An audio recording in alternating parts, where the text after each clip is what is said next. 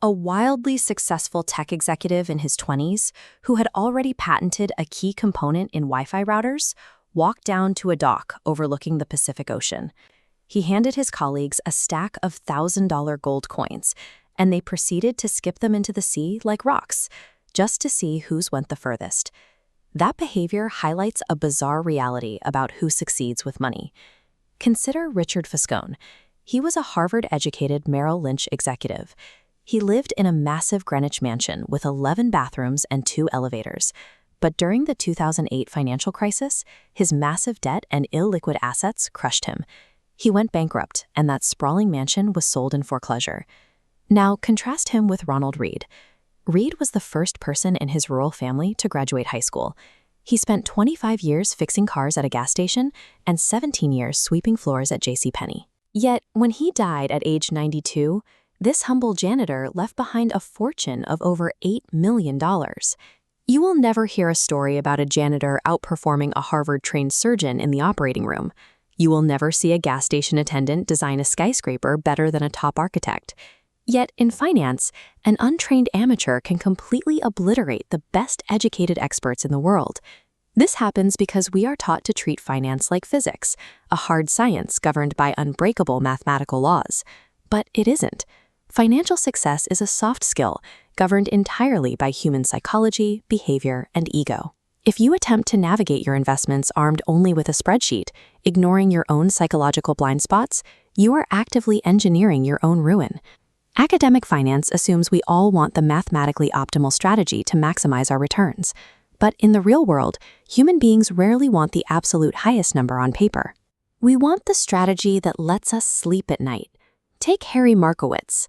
He won the Nobel Prize in Economics for inventing modern portfolio theory, exploring the exact mathematical trade-offs between risk and return.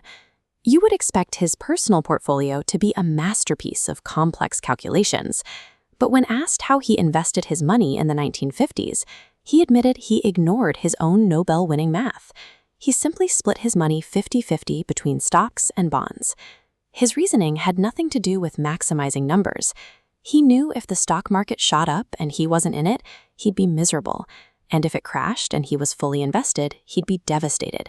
His primary goal was minimizing his future psychological regret. Trying to be a coldly rational investor requires you to suppress human emotion, which almost guarantees you will eventually break under pressure. Surviving the market over a lifetime requires aiming to be psychologically reasonable instead. If you want a $30,000 car, you know you have to pay for it. The idea of getting it for free by stealing it is obviously a terrible plan with severe consequences.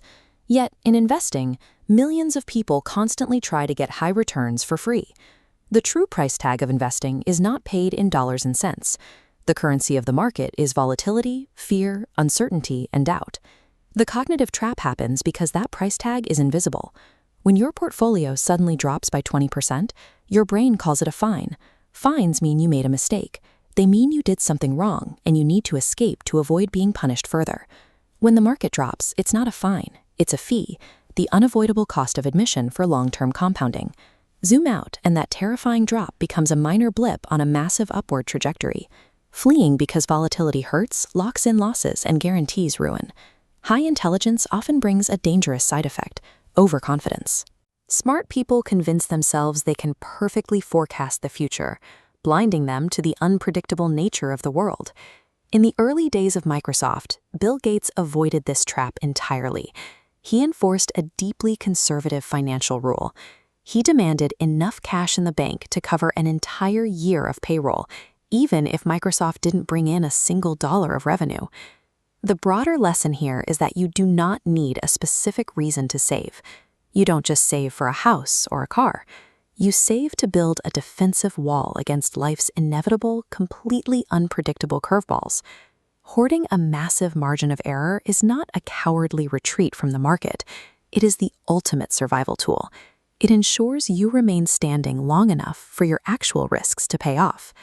There is a severe misunderstanding about what wealth actually is.